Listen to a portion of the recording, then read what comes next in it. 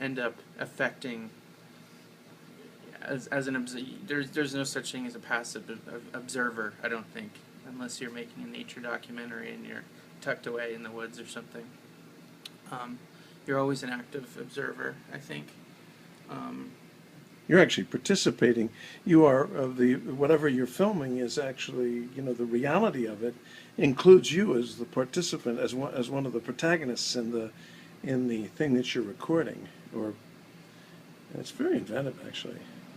Yeah, and I was just saying how one of my strategies, or if you want to call it that, is taking the camera and putting it away. Sometimes when you're doing an interview, and actually just using an audio recorder, because it ends up being much more personal, and your subject is much less focused on the way they look, or if they have a pimple, or they're just it becomes more cerebral. They're more focused on their own thoughts and the sound of your voice. So if you were talking to a young filmmaker and they had to do something for you, let's say, how would you say it to do that interview, or to analyze that person? Or are they going to take a position? Are you going to have them impose themselves, or are you being Sure. Don't get in too close kind of thing? I mean, it depends, I mean, you sort of have to feel out the subject a little bit.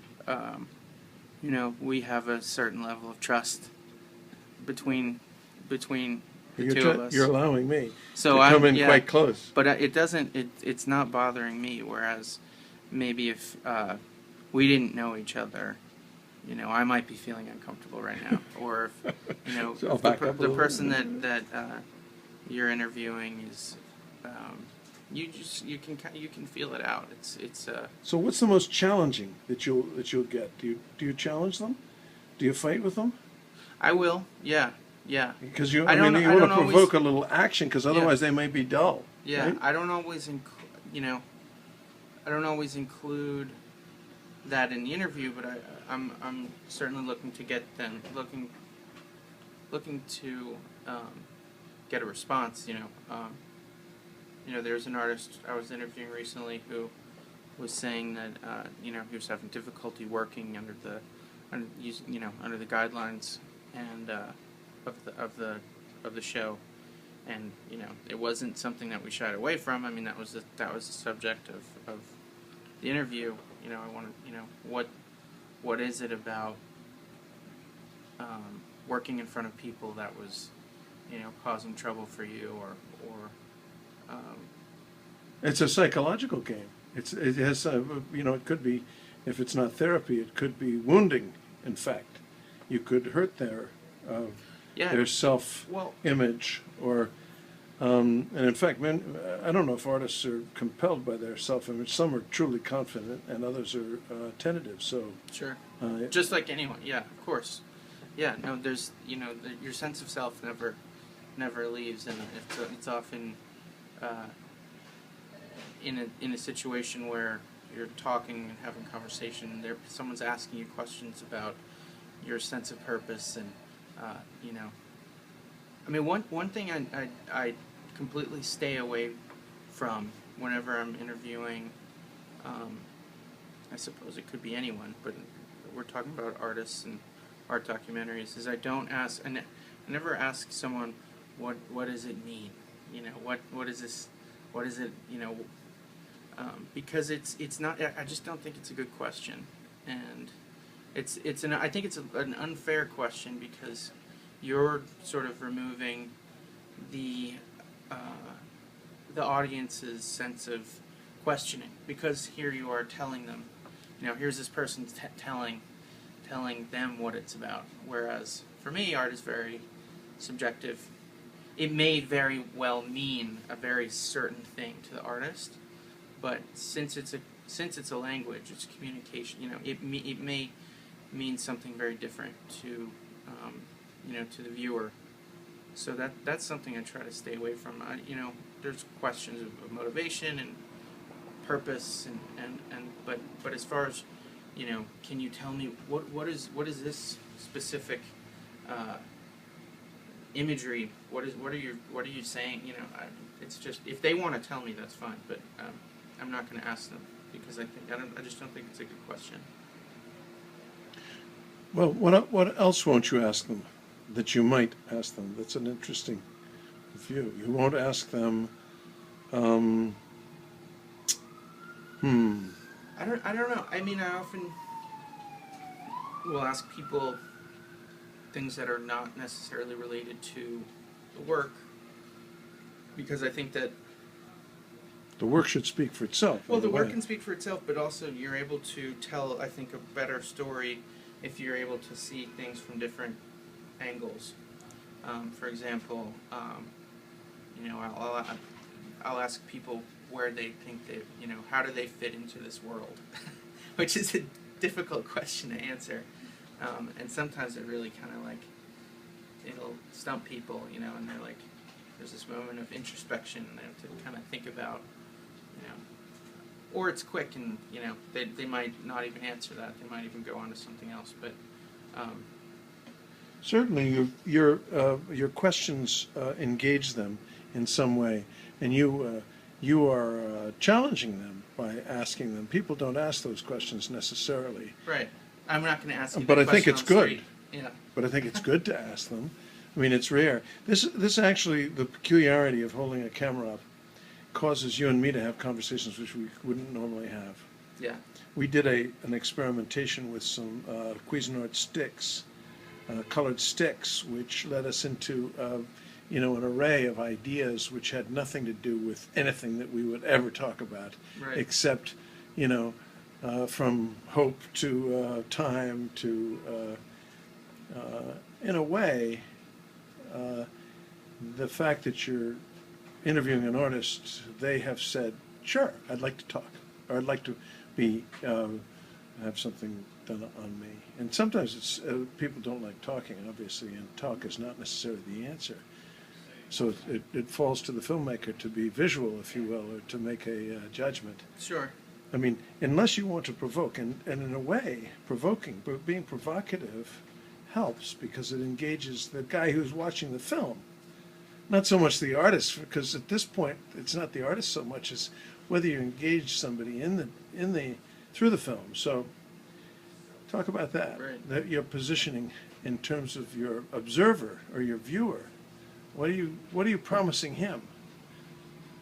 At the other end. I don't know that you're promising them something. I think that the intent is to have, I think, the art outlive its own moment, so that it may be an installation that's around for 2 weeks, but then actually what you're left with are, aside from any sort of personal experience you may have from seeing it or coming to one of the events that we hold, you're left with this video and a collection of photographs, and that ends up living on beyond the the moment that the piece was in the space. So it's almost a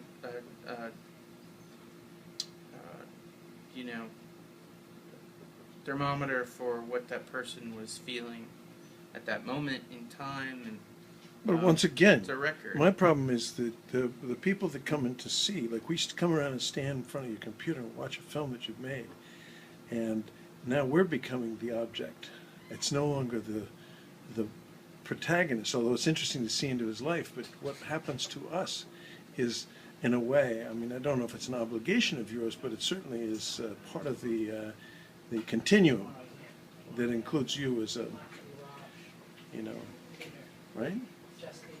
So who's the audience, and why do you have the audience, and how much attention do you pay to your audience? Because Yeah, I don't expect much attention from them. It's partly why I want to keep things short.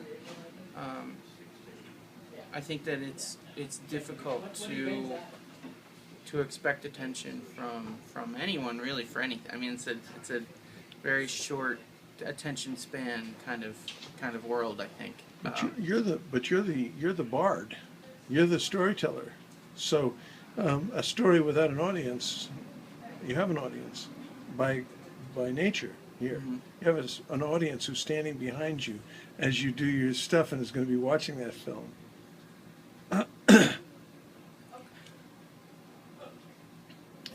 Do you remember Yeah. the Platonic idea of the light? That everybody sits there looking at a shadow on the wall and thinking that that's reality. And then they discover that there's light coming out from somewhere else, and so they chase that light.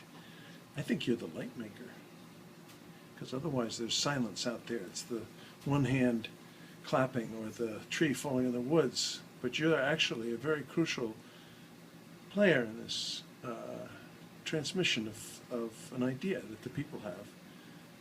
Actually, I think that's one of the real values of what we're doing here is that you're actually if you're not a bard, you're a storyteller, you're an archivist, but you're taking a position, an angle in some way. No? No, and it's a nice feeling, when you make something that especially from talking to the subject, that it's something that they're proud of and they want to represent themselves. They're also tender because they're not sure, perhaps, yeah. Or authoritative because they do believe. Yeah, no, I mean it's a very human process. It's not shooting a basketball game, and there's a very human side to it. People's vanity is under the microscope, and they're I keep talking about purpose, and it's they're put, like I am right now, like they're put in front of the spotlight, and so what they do, what they say is up to them, but how we tell it is up to us. Yeah, your words and pictures, your motion, you Right. pick out sections of it, right? Right. That's interesting. I've got almost 13 minutes here, and I appreciate it. We have dabbled a little with the paints. Thank you. Thank you. That's for Roger Smith.